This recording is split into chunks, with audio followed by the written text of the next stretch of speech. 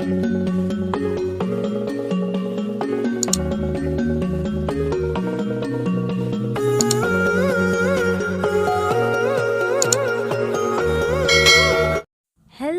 Friends, स्वागत है आपका आपके अपने चैनल ब्राइट फ्यूचर में।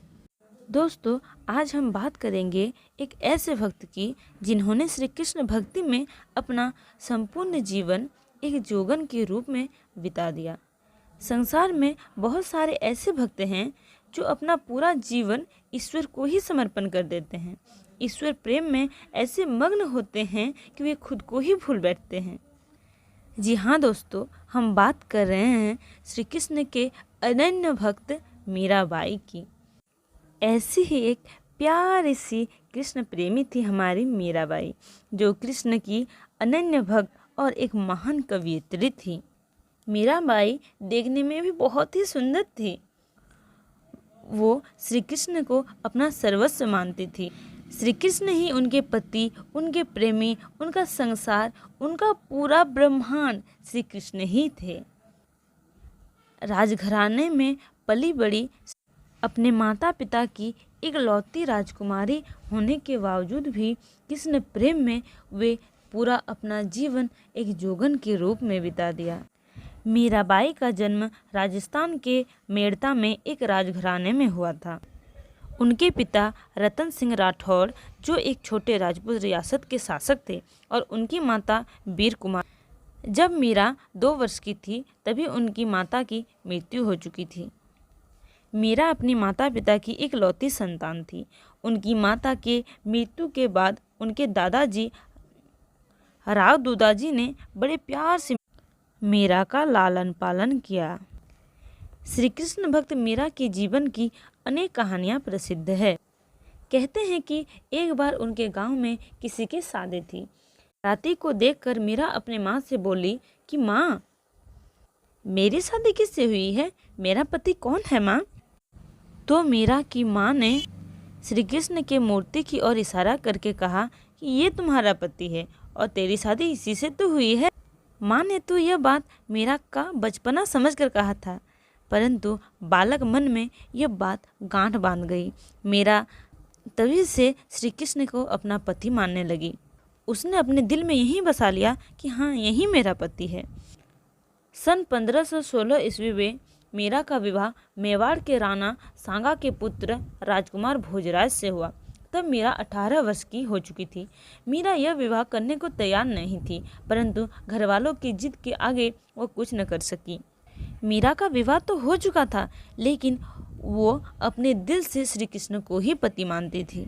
मीरा बहुत ही खूबसूरत और कोमल हृदय की थी। वो हमेशा कृष्ण प्रेम में लीन रहती थी। हर पल कृष्ण के भजन करती रहती, परंतु कभी भी कोई काम अधूरा नहीं छोड़ती थी। वह घर के सारे काम समाप्त कर लेती और इसके बाद भजन कीर्तन में लगती। वो जब भी मंदिर जाती, कृष्ण के गीत गाते गाते नाचने लग जाती थी। मीरा एक तारा बजाया करती थी। मीरा की आवाज़ बहुत ही सुरीली थी। वो जितना कृष्ण में मग्न होती, लोग उसके गाने पर मग्न हो जाते। परंतु राजघराने की बहू बेटियों को लोगों के बीच नाचना गाना शोभा नहीं देता, इसलिए उसके ससुराल वाले हमेशा उसे डांटते धमकाते रहते थे। उसके ससुराल वाले इस बात से बहुत ही क्रोधित थे कि मीरा अपने पति को नहीं बल्कि भगवान श्री कृष्ण को अपना पति मानती है और उसी से प्रेम करती है। मीरा की एक ननद थी जो बड़ी ही कुटिल स्वभाव की थी। वो मीरा को बदनाम करना चाहती थी, लेकिन जो कहते हैं ना कि कोई कुछ भी कर ले, आखिर में जीत प्रेम की ही होती है। मीरा को उसके ससुराल वाले ने बहुत सताया, बहुत दुख दिए, परंतु कृष्ण प्रेम उसके लिए दवा बन गई। एक बार मीरा के ससुराल वालों ने उसे जहर देकर मारना भी चाहा, परंतु मीरा ने वो जहर हंसते हंसते पी लिया। लेकिन मीरा को कुछ नहीं हुआ, क्योंकि उसके साथ कृष्ण प्रेम की दवा जो थी। एक बार तो मीरा की हत्या करने के लिए फूलों की टोकरियों के अंदर सांप डालकर दिया गया कि जैसे ही मीरा फूलों को उठाएगी, सांप उसे डस लेगा और मीरा मर जाएगी। लेकिन भक्ति की महिमा तो देखिए, जैसे ही मीरा ने फूलों को उठाया, अंदर में एक श्री कृष्ण की बहुत ही प्यासी मूर्ति थी। इसे देखकर मीरा बहुत खुश हुई। एक बार मीरा के भजन को सुनने के लिए राजा अकबर और तानसेन भेष बदल कर आए थे, क्योंकि मीरा अपने भजन से सारे लोगों का दिल जीत लेती थी। घर वालों से विरक्त होकर वो वृंदावन चली गई और वहीं पर श्री कृष्ण के भजन कीर्तन करने लगी। मीरा के पति ने फिर से मीरा को अपने यहाँ पर ले आए। 1518 ईस्वी को दिल्ली सल्तनत के शासकों के साथ युद्ध कर भोजराज घायल हो चुके और 1521 ईस्वी में उसकी मृत्यु हो गई। मीरा के पिता और ससुर भी मुगल साम्राज्य के संस्थापक बाबर के साथ युद्ध में मारे गए, जिससे मीरा को बहुत दुख हुआ। उसके दिल को बहुत आघात पहुंची। अब मीरा फिर से अकेली हो गई। मीरा एक कवयित्री थी, लेकिन हाँ, वह काव्यों को नहीं लिखती, बल्कि उसने जो कुछ भी लिखा वह काव्य के रूप में विख्यात हो गई। मीरा काव्य नहीं बल्कि अपने हृदय के व्यथा को कागज़ों में बयां कर देती थी। उसके मन में, उसके दिल में जब भी कुछ आता वो उसी को कागज़ों में लिख दिया करती थी। अब मीरा द्वारिका चली गई। राज परिवार की राजकुमारी कृष्ण प्रेम में जोगन बनकर गली गली भजन कीर्तन करते फिरने लगी। माना जाता है कि कृष्ण मीरा के साथ मिलने आते और हमेशा उसकी रक्षा करते थे।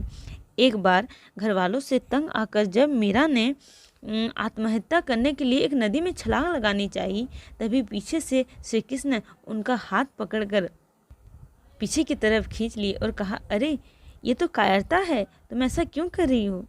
ऐसे ही कहा जाता है कि श्री कृष्ण मिलने भी आते थे और मीरा और श्री कृष्ण बैठे बैठे बात भी करते थे। बहुत लोगों ने देखा भी है, लेकिन हाँ, मीरा को बात करते देखा है, श्री कृष्ण को नहीं देखा। सन 1546 ईस्वी को मीरा कृष्ण मंदिर में लोगों के साथ भजन करते करते यह कहने लगी कि अरे कान्हा, तुम मुझे बुला रहे हैं, अच्छा ठीक, मैं आ रही हूँ। ऐसा कहते ही मीरा मंदिर के अंदर चली गई और मंदिर का सारा कपाट बंद हो गया। सारे लोग बाहर ही रह गए। मंदिर की सारी घंटियाँ बजने लगी।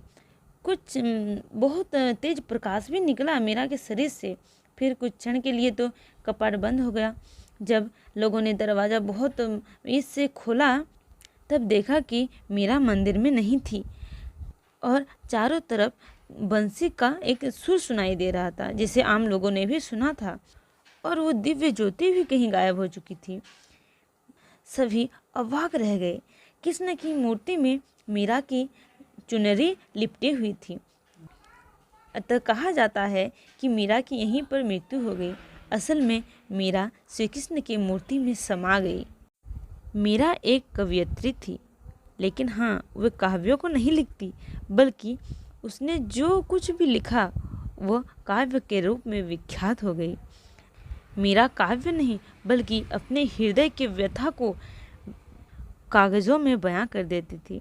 उसके मन में, उसके दिल में जब भी कुछ आता वो उसी को कागज़ों में लिख दिया करती थी। अब मीरा द्वारिका चली गई।